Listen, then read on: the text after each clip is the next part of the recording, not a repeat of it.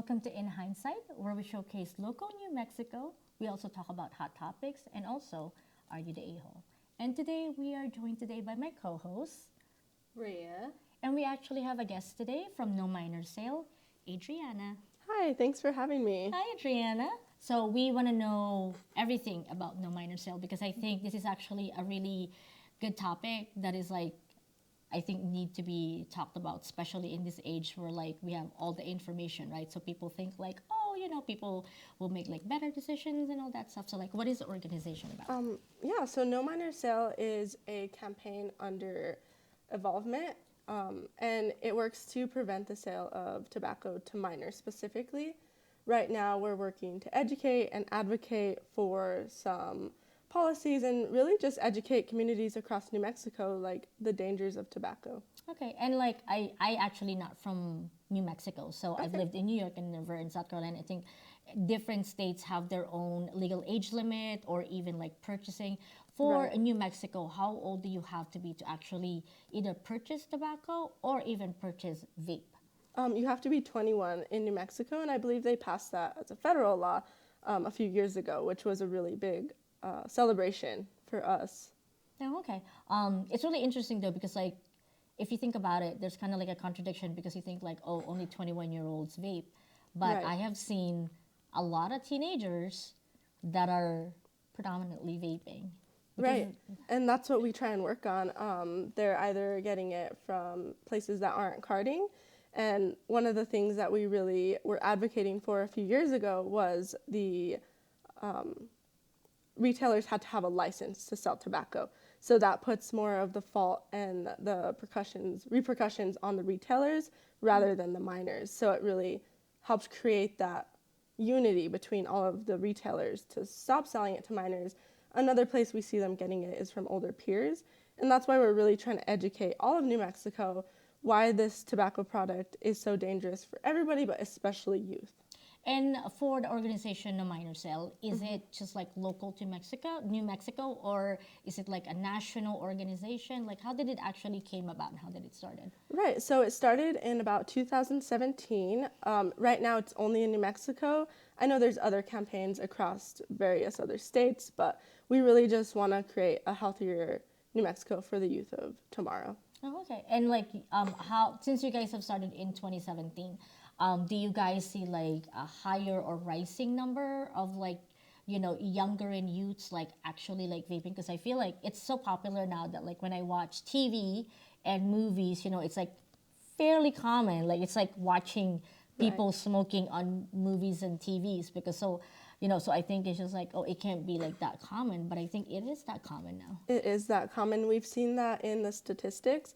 Right now, I think there's a statistic out that says 79% of youth between the ages of 12 and 17 choose tobacco products because of their flavors, because they had flavors that they like. So statistics like that are so concerning to us, and that's really why we want to educate these youth and their families on why these flavors are so dangerous and why these tobacco products are so dangerous, because youth's brains don't fully develop until they're 21. And so if you start taking nicotine or taking other substances before then, it can do some serious damage into the future. Wow. And also like are vaping products is it cheaper than actually like cigarettes? Is there like there's a correlation between costs? Is that why a lot of youths are doing it, or is it because like it's kind of like the hype that's happening right now? Yeah, I can't speak to the cost personally, but I know that it is like the trend, it's a fad. There for a while they were saying that it was healthier than cigarettes, which we know now to be not the truth. It's studies have come out that vapes are actually really harmful to our health, and in 10, 20, 30 years, we don't know the effects that they're going to have on our youth. And I can see that because like I think like vaping is actually like more acceptable in a way because I've been to like because I am older, I can go to bars and clubs and stuff where like I have seen like people actually like sneakingly vaping even in movie theaters where like people are like sneakingly vaping because like with cigarettes it's like it's a little bit more, it's not inconspicuous, right? You You smoke a can smell cigarette, it. right? And like it's not just you smell it, it's like you always have to have it it's gonna drop. You can't just like hide it and like just smoke and like hide it. And Exactly. because like I know like most places now, like even bars and restaurants, like depending on like the state, but like most of the states now in the US like actually don't allow cigarette smoking inside their locations. Right. Right. So like, but it is interesting to me that like when I go there, I see people vaping Right. because it's like so inconspicuous. People are just like, like puff and then like they'll hide the thing and do that thing. And it's just like, Right. that's really interesting. And I think that goes back to the flavors. You smell watermelon or bubble gum in a restaurant, you don't think of nicotine. You think of all these candy flavors. And that's really like worrisome because these youth are thinking, oh, this tastes good, but they don't realize like the actual harm that it's doing to them. That's what it's actually do. It's just like, it's just masking, it's just masking the harm. It's just Right. like, it's actually like not that good for you. Right. I think I've seen like actually like some commercials now that are like trying to kind of like combat vaping, that are like trying to put it out there that like, it is because like the cost is like better and it is a fad. So like, of course it's gonna be up in the trends. That like, there are like some correlations of like depression and also like the chemicals like you're not, you're inhaling things that you have no idea what it is, because like even Exactly. it's like when you go to the grocery stores, like when you buy a mayonnaise, they have like the product label and the names that you're like, sometimes you're like, I don't know this name, maybe Exactly. it's like a preservative I've never heard before, maybe I shouldn't buy this brand. And I feel like for like, I mean, it's always been, I mean, now with like, at least with cigarettes, like they have to put in like some laws where like they have to put in what's in it, and like different countries where they have to actually put like pictures of like the damages that it can do for you and like the actual side effects. But with vaping, there's none of that, right? We do see it on some of the packaging, which is like a plus, but I think a lot of these youth that are partaking in it don't care to look at that, or they don't know, like you said, they don't know what those chemicals mean and what it really truly means to put that inside of your body. And that's what we're doing. We just want to go around New Mexico and educate these youth on why it's so bad for them. And for the no minor sale, what kind of programs do you guys do? Like, how do you actually like spread the word that Right. like any tobacco products is never good for you, either chewing it, smoking it, vaping it. Exactly. So we mainly focus on youth because we think that's like the best way, and also they're the most at-risk population. So we'll go around New Mexico. We have volunteers all across New Mexico. We have high school volunteers all across New Mexico, as well as adult volunteers. And we do booze. We had a booth at the Balloon Fiesta. We do interviews like this to spread the word across New Mexico. And we really just try and put it out there any way we can. Oh, okay. I know for a fact that you do have a website that if you just like, Yeah.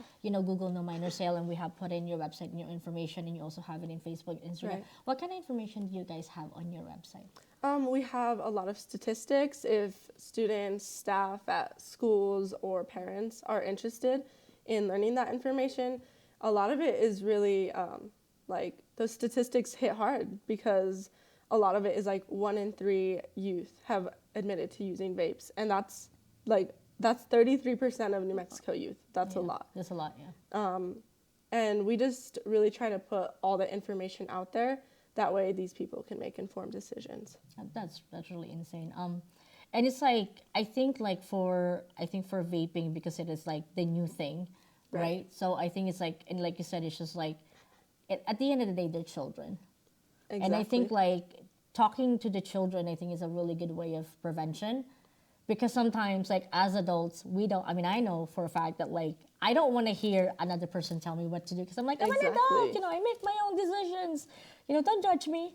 But I feel like if you actually like start like as young as they are and actually make a habit out of it, I think that's why your organization is doing like such a good job, because you do have to start like while they're young.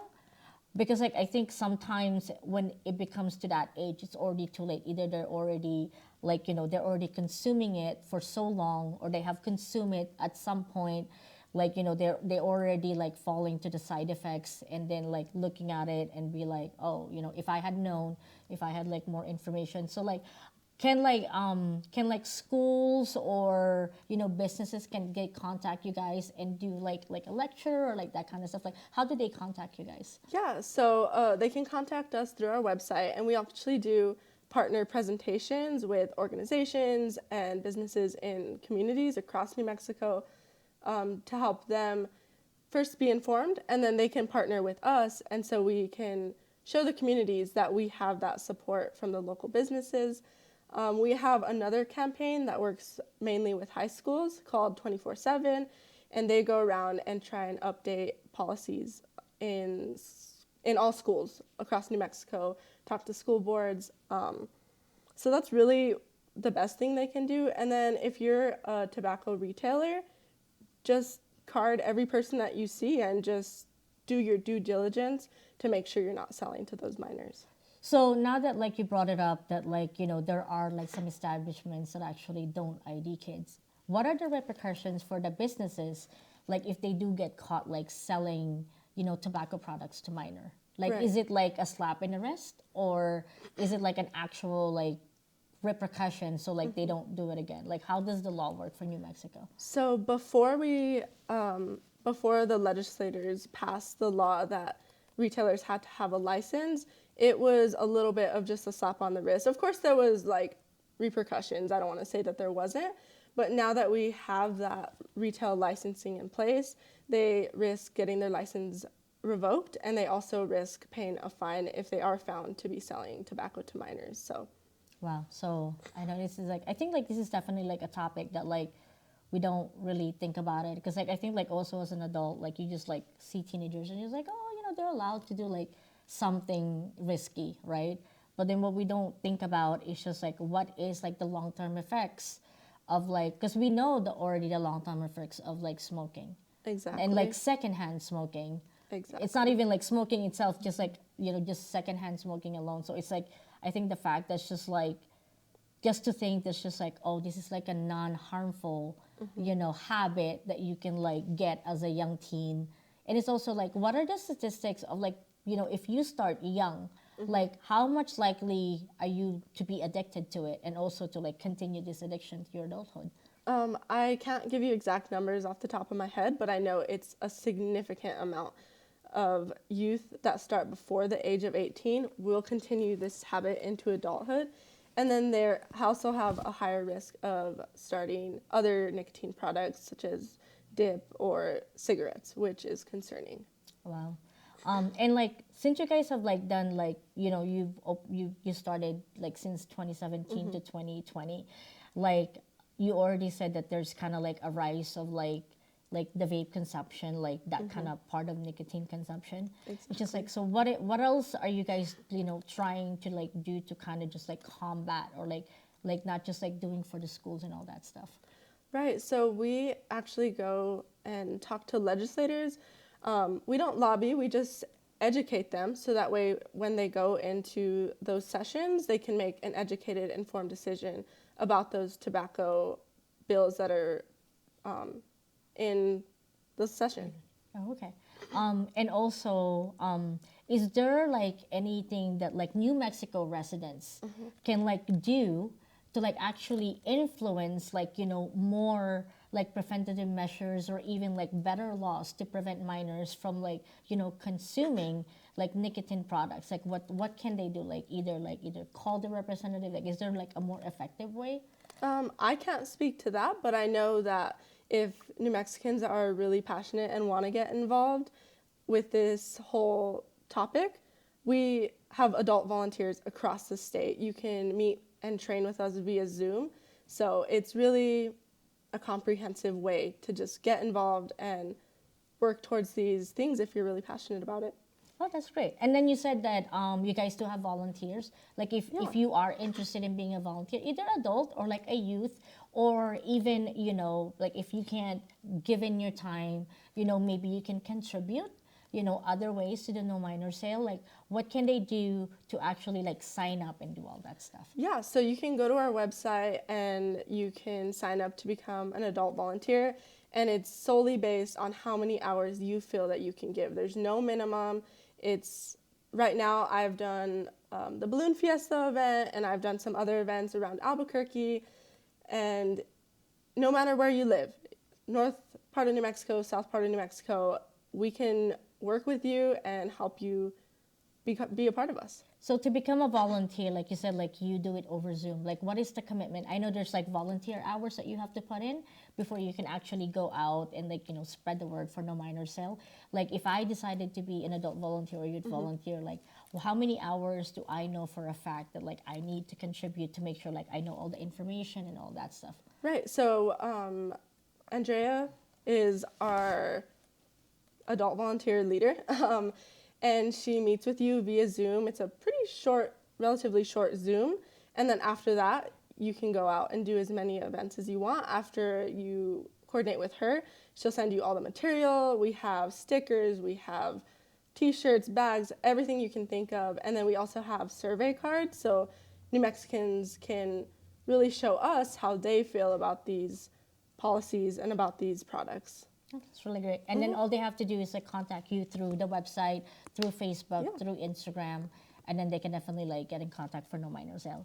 And I think like if you're like a local business or if you want to volunteer or if you decide like you want to put in an organization where you can put your money to actually help youth to like not be addicted to nicotine. I think No Minor Sale is a really good organization. It's also local to New Mexico. It is, yeah. And I think Adriana did such a good job of like, letting us know about the organization. And, I just hope that like local New Mexicans actually do participate and actually help out because like, we all know as adults that like nicotine is very bad for you, and I think it's good for like the next generation to like not fall through our mistakes, right? Not repeating that history. Right. So thank you so much for coming. Thank you. I And- appreciate you having me. Great. And make sure to visit the No Minor Sale on either Facebook, Instagram, and their website. And we will see you guys next time.